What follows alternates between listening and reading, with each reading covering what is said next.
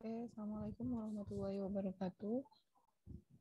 Pada siang hari ini, alhamdulillah kita masih diberi kesempatan untuk bertemu kembali di pertemuan ke-6. Gimana kabarnya semuanya? Semoga saya harap semuanya mahasiswa saya dalam keadaan sehat, kemudian dalam keadaan baik, tanpa kurang suatu apapun. Oke, hari ini kita akan memulai materi tentang kamus data. Jangan lupa absensinya diisi sesuai dengan materi hari ini ya. Kamus data. Ada yang pernah familiar dengan kata kamus data, dengan kalimat kamus data? Oke, kalau ada yang belum, saya akan menjelaskan insya Allah secara detail. Kalau ada yang sudah, berarti kita dalami lagi gitu ya. Kamus data. Sebelumnya kita akan membahas tentang pengertian dari kamus data itu sendiri. Apa sih yang dimaksud dengan kamus data? Ada beberapa pendapat. Menurut Jugianto, kamus data itu adalah katalog fakta tentang data dan kebutuhan-kebutuhan informasi dari suatu sistem informasi. Secara garis besar gitu ya, secara keseluruhan dari referensi-referensi yang pernah saya baca, kamus data itu merupakan sebuah daftar data elemen yang terorganisir dengan definisi yang sesuai dengan sistem, sehingga user dan analis sistem mempunyai pemahaman yang sama tentang input, output, dan data store. Pembentukan kamus data itu didasarkan pada alur data yang terdapat pada DFD. Alur data yang ada di DFD sifatnya global. Hanya ditunjukkan nama alur datanya saja. Alur data masih ingat ya yang gambarnya panah? Kemudian, sehingga keterangan terperinci tentang struktur dari alur data itu sendiri belum diketahui. Untuk menunjukkan struktur dari alur data secara rinci, maka dibentuklah kamus data ini. Kamus data digunakan untuk memperjelas aliran data yang digambarkan pada DFD. Pada tahap perancangan sistem, kamus data digunakan untuk merancang input, merancang laporan-laporan, dan merancang database. Itu dari pengertiannya. Oke, manfaat dari kamus data yaitu satu, membuat dokumentasi dan mengurangi redundansi data, kemudian memvalidasi kelengkapan dan keakuratan pada DFD, mempersiapkan titik awal untuk mengembangkan tampilan layar ya dan laporan-laporan, kemudian menentukan isian data yang disimpan dalam file-file, mengembangkan logika untuk proses-proses dalam DFD. Nah, di sini ada pendefinisian data elemen dalam kamus data. Kamus data mendefinisikan data elemen dengan cara satu, menguraikan arti dari alur data dan data store dalam DFD. Menguraikan komposisi paket data yang bergerak pada alur data ke dalam alur yang lebih kecil. Contohnya alamat. Di sana akan diuraikan menjadi kota, negara, kode pos, dan lain sebagainya. Menguraikan komposisi paket data dalam data store. Menspesifikasikan nilai dan informasi dalam alur data dan data store. Menguraikan hubungan yang lebih detail atau lebih terinci antara data store dalam suatu IRD atau Entity Relationship Diagram. Nah, jadi kalau kemarin kita membahas tentang DFD, kita melihat bentuknya seperti ini, ada entitas, kemudian ada proses, ada entitas lagi, dan ada data store, kan gitu ya. Nah, di mana sih letak dari kamus data? Kamus data ini sebenarnya ditaruhnya di mana sih gitu? Kamus data itu berada di arus datanya. Jadi berada di sini.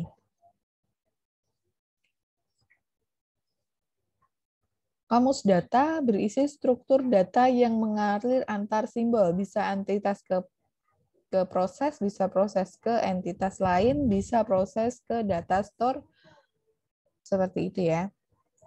Nah, notasi dari kamus data. Di sini ada beberapa notasi dari kamus data. Yang pertama sama dengan. Sama dengan itu artinya terdiri dari. Contoh penggunaannya nama sama dengan nama depan plus nama belakang. Kemudian plus, itu artinya dan. Alamat sama dengan kecamatan dan kelurahan dan kota. Contohnya itu ya. Kemudian kurung siku, pilihan salah satu. Jadi pilih salah satu.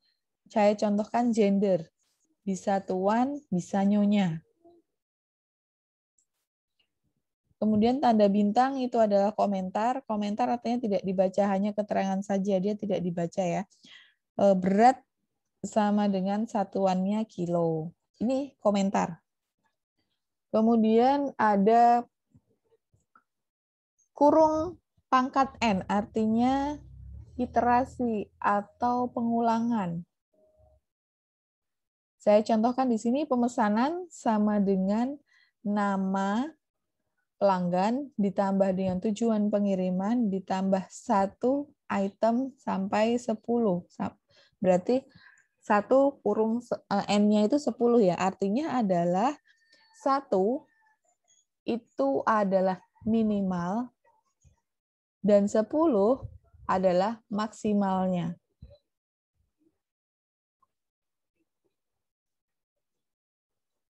Kemudian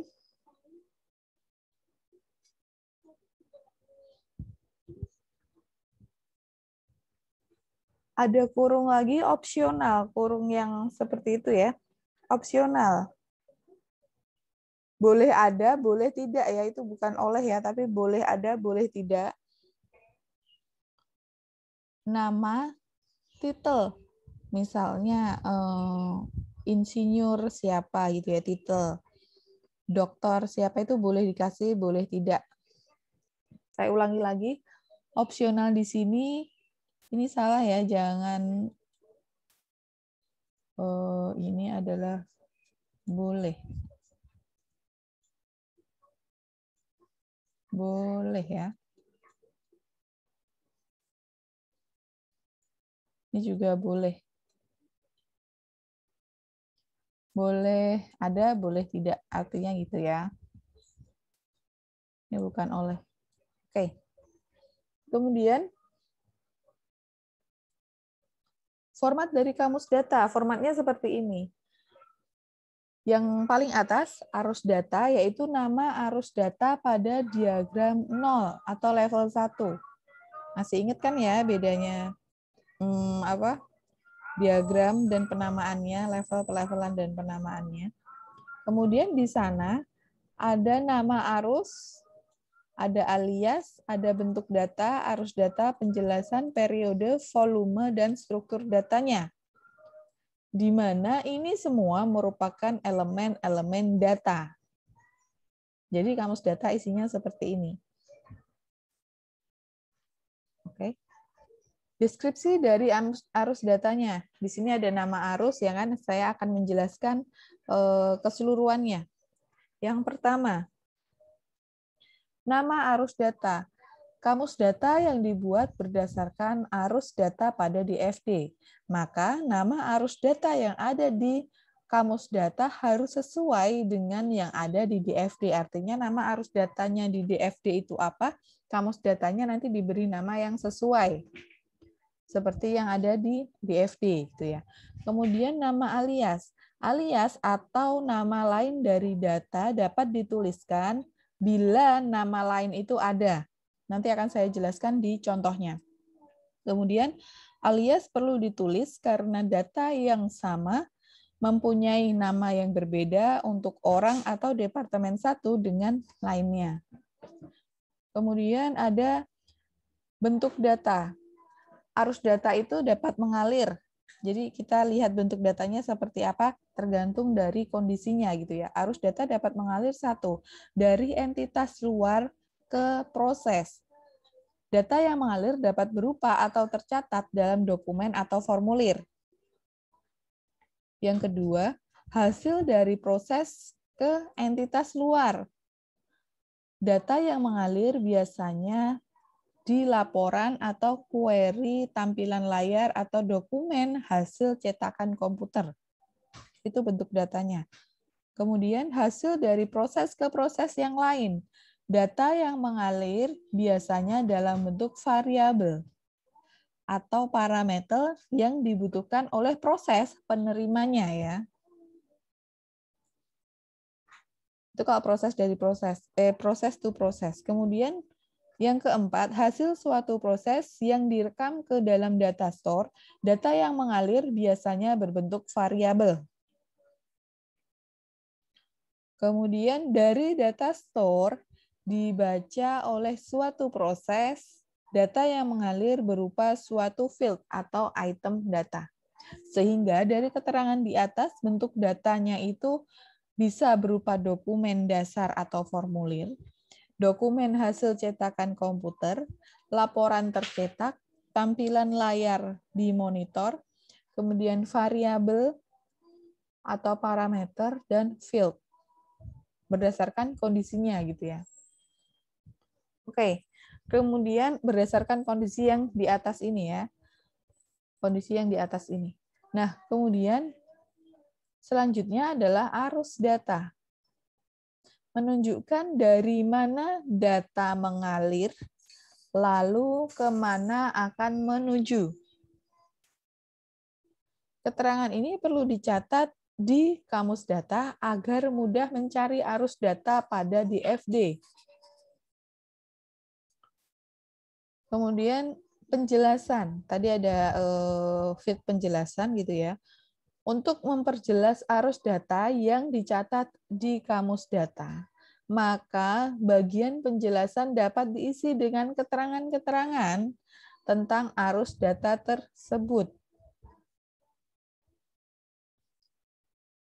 Periode menunjukkan kapan terjadinya arus data. Periode perlu dicatat di kamus data karena dapat digunakan untuk mengidentifikasikan satu, kapan input data harus dimasukkan ke dalam sistem. Kemudian kapan proses dari program harus dilakukan. Kemudian kapan laporan-laporan itu harus dihasilkan. Ini maksud dari periode. Kemudian volume. Volume yang perlu dicatat di dalam KD tentang volume rata-rata dan volume puncak dari arus data. Jadi itu aja yang dicatat ya. Volume rata-rata itu apa sih? Volume rata-rata itu adalah banyaknya rata-rata arus data yang mengalir dalam satu periode tertentu. Kemudian volume puncak adalah volume yang terbanyak. Struktur datanya menunjukkan arus data yang dicatat di KD terdiri dari item-item data apa aja. Contoh, struktur data dari aliran data retur barang.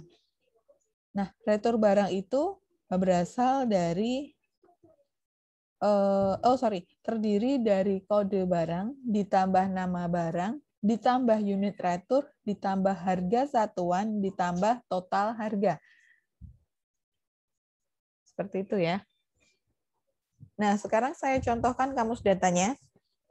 Di sini ada proses, salah satu proses 1.2 yaitu membuat faktur penjualan. Di sini ada entitas gudang, pengiriman, entitas admin. Dan di sini ada data store penjualan dan back order. Nah, di sini ada 5 arus data. Ya, 5 arus data. Di sini akan saya contohkan salah satunya aja ya. Salah satunya aja. Yaitu saya ingin mencontohkan kamus data tembusan permintaan persediaan. Nama arus datanya adalah tembusan permintaan persediaan.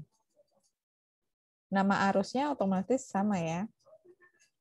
Tembusan permintaan persediaan. Kemudian aliasnya faktur, tembusan kredit. Ini nama lainnya ya di sini. Pertanyaannya misalnya di sini tembusan permintaan persediaan juga, apakah harus ditulis alias? Tidak perlu. Tidak perlu ditulis nama aliasnya, tidak perlu karena sama gitu. Kalau ini lain, di sini tembusan, di sini ada faktur. Begitu ya. Nah, kemudian bentuk data, dokumen cetakan komputer. Dokumen cetakan komputer. Kemudian arus datanya gudang. Dari gudang menuju ke proses, kemudian menuju ke pengiriman.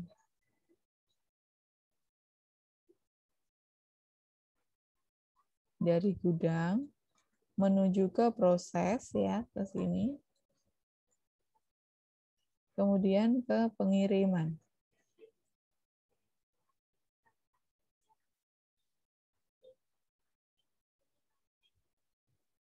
Oke. Kemudian penjelasannya, tembusan dari faktur penjualan untuk meminta barang dari gudang. Periode setiap terjadi penjualan, artinya ini adalah harian. Volume rata-ratanya 100, volume puncaknya 150. Nah, di sini ada struktur datanya. Karena ini panjang, sehingga akan saya jabarkan di slide berikutnya. Header plus isi plus footer. Ini contohnya ya. Header. Header itu berisi ID pelanggan, nama pelanggan, tambah jumlah penjualan, ditambah nomor faktur. ID pelanggan itu adalah komentar, di komentar ya, berurut mulai dari 1. Kemudian nama pelanggan itu terdiri dari titel plus nama depan plus nama belakang. Kalau misalnya nama depannya itu opsional gimana? Ya udah tinggal nama depan, nama belakangnya ini tinggal dikurung. Kalau opsional ya. Kemudian tanggal penjualan, tanggal, bulan, tahun. Nomor faktur kita kasih komentar, nomor faktur terdiri dari 8 digit. Kemudian ini tadi yang header, kemudian isi. Isi berisi seperti ini. Sama aja ya. Kemudian footer. Footer merupakan total penjualan ditambah potongan penjualan tambah pajak penjualan ditambah total dibayar, total yang harus dibayar. Total penjualan, total dari jumlah yang diorder. Potongan penjualan, jumlah potongan untuk pembelian lebih besar 3 item barang. Ini tergantung kitanya ya, tergantung sistem tersebut maunya seperti apa. Misalnya jumlah potongannya kalau membeli 1 lusin ya udah tinggal dituliskan lebih besar 12 item barang atau lain sebagainya gitu. Kemudian pajak penjualan, jumlah pajak penjualan yang dibayar oleh pelanggan. Total dikali persentase pajak penjualan. Kemudian total dibayar, jumlah yang harus dibayar oleh pelanggan. Nah, total dibayar itu merupakan total dikali, oh ini keterangannya sama, total yang harus dibayar oleh pelanggan ya. Total itu merupakan dari penjumlahan, salah ini ya, ini saya perbaiki. Total dikali persen ini. Total yang dibayar itu berarti total penjualan ini ditambah potongan penjualan ditambah pajak penjualan. Itu semua total yang dibayar. Ini ya.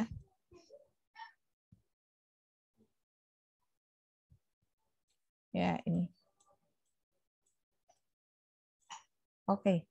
Kemudian tampilannya akan seperti ini. Header-nya tadi ada ID ID pelanggan, nama pelanggan, tanggal penjualan, nomor faktur.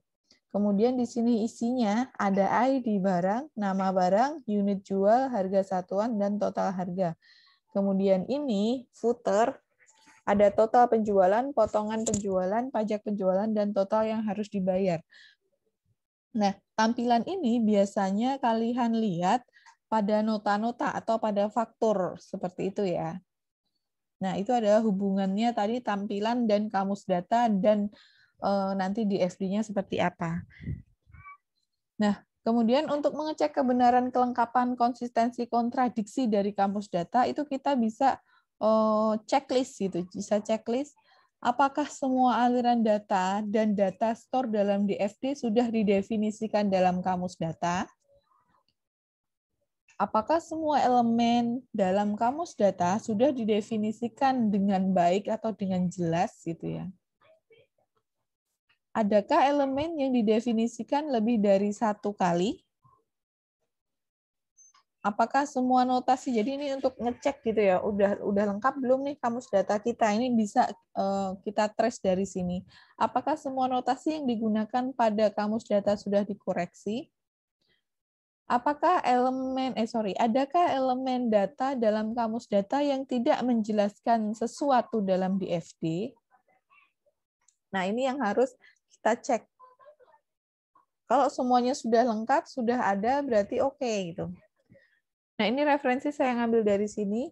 Di sini ada tugas yang ke-6. Buatlah kamus data dari diagram berikut. Ini dari studi kasus yang kemarin ya, pengumuman berapa kamus data itu semuanya ya, semua yang ada di DFD ini. Jadi dari proses 1.1, 1.2, 1.3.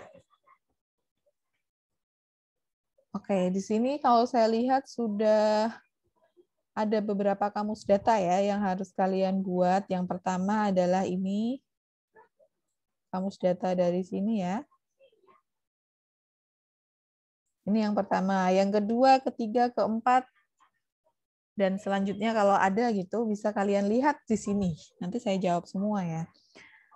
Kalian bisa teliti dari sini gitu. Nah, oke.